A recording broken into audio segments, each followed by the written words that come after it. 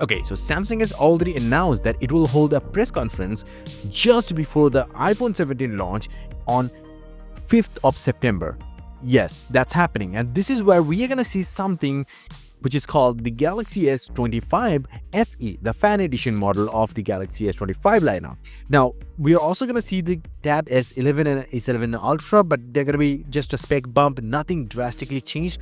But S25 FE will be a big upgrade and a downgrade, or maybe not. So let's talk about the S25 FE. A new report from Android Headlines actually reveals 5 images of the upcoming S25 FE.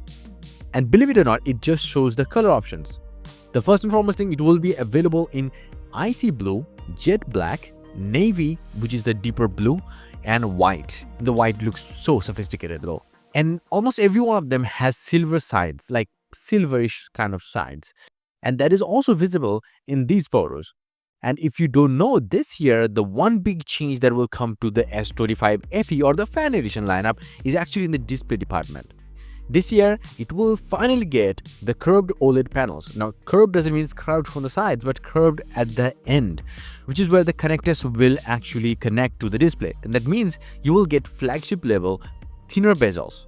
But even though in the official looking renders, it's visible that there is a slight chin, like very, very slight chin, if you compare that with the bezels. But this is all thanks to that kind of flagship level display. So finally, after quite a long time after the S21 FE, we are getting the same exact kind of panels back in the fan edition lineup, because the in-between phones were having much thicker bezels than a fan edition phone should have. This also is a 6.7-inch AMOLED panel with Full HD Plus resolution and 120Hz adaptive refresh rate. That's actually good. It will also come with 8GB of RAM and up to 512GB of storage options, but depending on the market, because in certain markets it will only be available in 128 and 256GB only. Plus, in the battery department we had a confusion, but now it's clear.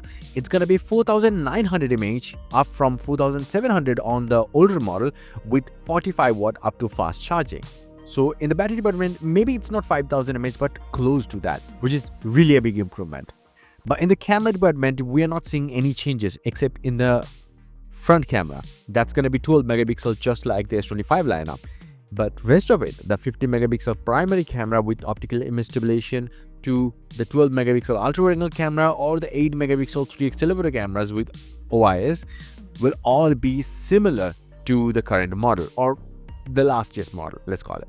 The IP68, the in-display fingerprint scanner, the optical one, all are staying the same, so there are no changes as such. But then you might be thinking, what about the chipset? Is it getting an upgrade? And that's the downgrade, or maybe not, because it will borrow the name from Galaxy S25 series, so it definitely should have a latest generation chipset, right? No, it won't. It will actually feature the S24's chipset, the Exynos 2400. Yes, very similar to the Exynos 2400E that is powering the last year's Galaxy S24 FE. So chipset wise, no changes, let's say. Let's call it that way, because the E and the non-E variant doesn't really have that much differences. Even it's still a very good chipset, no doubt, but it's still from last year's one. And that's the S25 FE. In terms of pricing, it will start at $649 in the US, but you definitely know the deal. It will go down to close to $300 or $400 in about 6 months or so. So let me know about your thoughts in the comment section below. What do you think? I mean, I kind of like it should have been the S24 FE. And yes, if you want, you can get some crazy cool wallpapers up on my website. A link down below. Until the next one, bye and take care.